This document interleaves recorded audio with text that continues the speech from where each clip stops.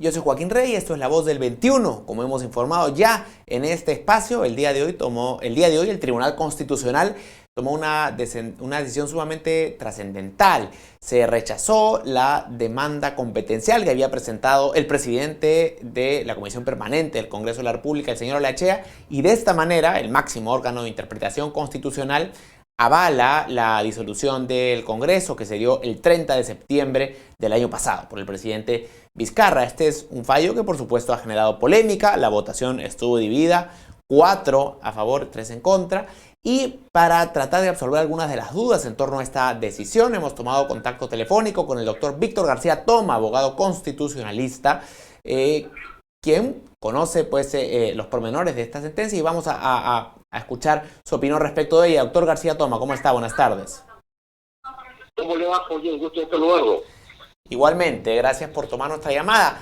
Sus primeras reacciones luego de conocer esta sentencia del Tribunal Constitucional. Bueno, hay un viejo dicho que dice que el diablo está en los detalles. Y creo que las dudas, digamos, las observaciones que se pueden formular a esta sentencia, por lo menos de mi parte, está justamente en la narración e interpretación de los hechos, ¿no? Por ponerle algunos ejemplos. El primer hecho. Un conflicto de competencias se plantea cuando alguien, cuando un ente estatal, ejerciendo sus funciones, invade las competencias de otros. Esa situación se ha dado en este caso. ¿Por qué? La Constitución le permite al Poder Ejecutivo presentar iniciativas de ley. De acuerdo con el artículo 105 de la Constitución, señala que esos proyectos tienen preeminencia en el trámite. Y por último, el Poder Ejecutivo puede plantearlos bajo la cuestión de confianza. Hasta ahí todo está bien. El problema es que no se puede obligar al Parlamento a interrumpir, a suspender, a anular el proceso de nombramiento de los magistrados del Tribunal Constitucional, porque esa es una competencia exclusiva y excluyente que corresponde al Parlamento según lo manda la Constitución, la ley orgánica del Tribunal Constitucional y el propio reglamento del Congreso. El segundo error en la interpretación de los hechos radica en que cuando el señor del Solar plantea la cuestión de confianza, lo hace en una sesión equivocada. Esa sesión había sido prevista para única y exclusivamente llevar a cabo la selección y nombramiento de los magistrados del Tribunal Constitucional. Sin, anuncio previo, sin coordinación, antelada, que presente el señor del Solar, plantea la cuestión de confianza en una situación tumultuosa, finalmente por una cuestión de cortesía y entendiéndose que las circunstancias políticas latinoamericanas se te escucha, y luego continúa la reunión. A la mitad de ella, el presidente del Congreso suspende la sesión y dice que se va a admitir a trámite la cuestión de confianza. No está obligado a hacerlo porque, de acuerdo con el reglamento, esa cuestión de confianza que no correspondía ser presentada en esa sesión, en el supuesto negado que lo fuera, podía ser tratada en la sesión siguiente. Ese acto de deliberación y de votación se llevó a cabo conforme al reglamento del Congreso.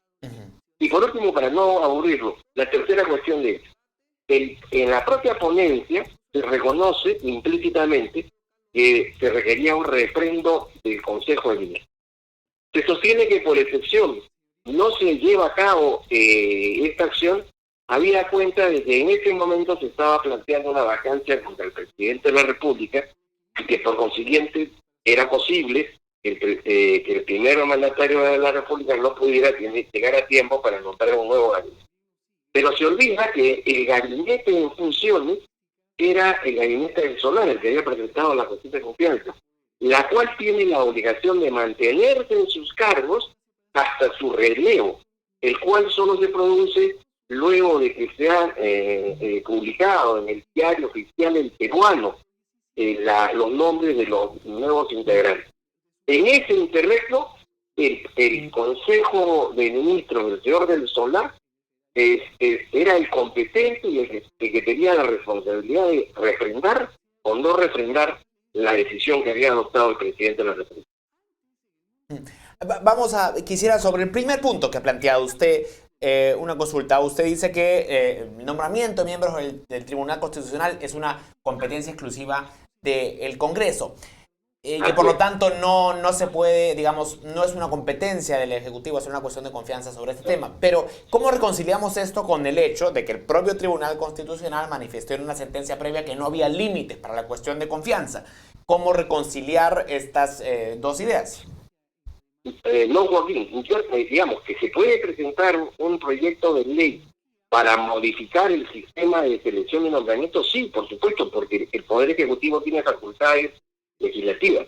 Lo que no se puede hacer es planteo, presento esta iniciativa de ley y te obligo a que suspendas aquello que tú de manera autónoma y en el marco de las facultades que te ha dado la Constitución has convocado a un proceso de nombramiento. Suspende tu proceso de nombramiento, detén ese proceso, déjalo sin efecto, so pena de que de no hacerlo, no te disuelven. Eso es lo inconstitucional. Esa parte es inconstitucional. De acuerdo. Pero de lo contrario, lo que sucede es que, digamos, si es que no se interrumpe ese proceso, la cuestión de confianza ya queda vaciada de contenido, porque una vez que ya se han elegido los miembros del tribunal, ya para qué modificar este procedimiento, ¿no? Digamos que pierde sentido la propia herramienta de la cuestión de confianza, si es que no se puede tener un proceso en marcha que finalmente su resultado va a ir en contra del objeto de esta cuestión de confianza. Pero los proyectos de ley, digamos, se hacen en relación a la naturaleza de las cosas. Uno puede entender que se pueda hacer necesario mejorar el proceso de nombramiento. Pero lo que no se puede hacer es que en concreto se promueva una iniciativa de ley para detener un proceso que ha sido convocado y se viene llevando a cabo al amparo de la Constitución y al amparo de las normas que están vigentes en este momento y cuya decisión de realizarlas o no realizarlas es exclusiva y excluyente del Parlamento. ¿Qué impactos o consecuencias cree usted que pueda tener esto a futuro? Porque ha surgido la preocupación respecto del precedente que pueda sentar una sentencia de esta naturaleza. ¿Es algo que a usted le preocupe? Me parece que en la ponencia no hay criterios que puedan, digamos, generar mayores luces en el futuro. En el debate han aparecido de manera dispersa, de manera inorgánica, de manera improvisada, diría yo, algunas sugerencias, ¿no? Bajo el rubro de criterios, que seguramente van a ser incorporadas, no porque haya sido una decisión del colectivo, sino porque como aparecen en los fundamentos de voto, el secretario relator, si lo tiene a bien, los va a incorporar en la propuesta de mayoría. Pero no ha habido una deliberación, no ha habido un debate, no ha habido un concierto de voluntades para establecer esos criterios. Yo creo que cesa el debate jurídico, el Tribunal Constitucional ha resuelto, se tiene y se debe respetar, se mantendrán seguramente las dudas y observaciones doctrinarias, pero de cara, digamos, al futuro, todavía no queda cerrado, todavía no queda, digamos, concluido el peligro de que se pueda presentar una situación semejante digamos, con una vocación autoritaria, que en este caso no se ha dado, por parte de un poder ejecutivo, ¿no? Ahora, con miras hacia el futuro, debiera precisarse, no sé si en la propia Constitución o alguna norma de desarrollo, la aplicación de la herramienta de la cuestión de confianza, porque si algo ha evidenciado este debate y los debates de las últimas semanas, es que hay muchas dudas e interpretaciones sobre precisamente los límites y alcances de este mecanismo. ¿Cómo debiéramos hacer para que en el futuro no haya tanto espacio de interpretación y la duda? ¿Qué hay que cambiar? ¿Dónde hay que precisar? Joaquín, nosotros nacimos como un sistema presidencialista, fruto de los abusos exabruptos de quienes ejercían, digamos, el cargo de presidente de la República, que fueron introduciendo, digamos, con la finalidad de controlar, de atenuar ese poder vigoroso y potente de la presidencia, instituciones parlamentarias. Y en consecuencia establecimos un híbrido, así como de la unión del burro y del caballo sale una mona, asimismo, ¿no es cierto?, del sistema presidencialista con instituciones parlamentaristas, ha surgido un modelo que algunos llaman un modelo mixto o compuesto, que es un modelo de, digamos, de simbiosis, que es un modelo de fusión que tiene que ser perfeccionado. En algunos aspectos se debe hacer a través de una reforma constitucional, pero eso no dice para que el Tribunal Constitucional colabore o contribuya, y esto hubiera sido una buena ocasión para ello, para precisar los alcances de algunos conceptos, de algunas instituciones, de algunos principios o valores que están vinculados con el régimen de separación de funciones y control y balance de poder. Y finalmente, ¿hasta qué punto cree usted que este es un fallo que responde a interpretaciones diversas de la aplicación de la Constitución, o qué tanto está influido por cercanías o convicciones políticas? ¿Hay algo de eso? En este caso es inevitable que, digamos, en el buen sentido de la palabra, ¿no es cierto?, lo jurídico y lo ideológico se mezclen. Una prueba de ello es la votación, ¿no es cierto? Y ya es conocido que en el Tribunal Constitucional hay una división, digamos, de dos grupos. Y esa división, más allá de algunas diferencias personales, en el fondo es una diferencia, plantea una diferenciación ideológica que hoy se acaba de manifestar.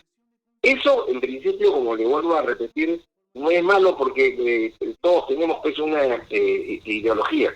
Lo criticable en todo caso es, o lo lamentable en todo caso, es que más allá de esas visiones jurídicas e ideológicas, el tribunal no haya intentado en buscar una sentencia que sea de consenso, una sentencia que pueda expresar una voz activa más allá, digamos, de estas expresiones de facción o particulares que le restan, digamos, autoridad al tribunal en el sentido de que no puede alcanzar, digamos, un consenso en las últimas sentencias que viene a dictar.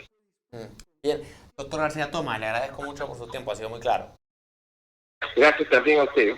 Muy amable, gracias.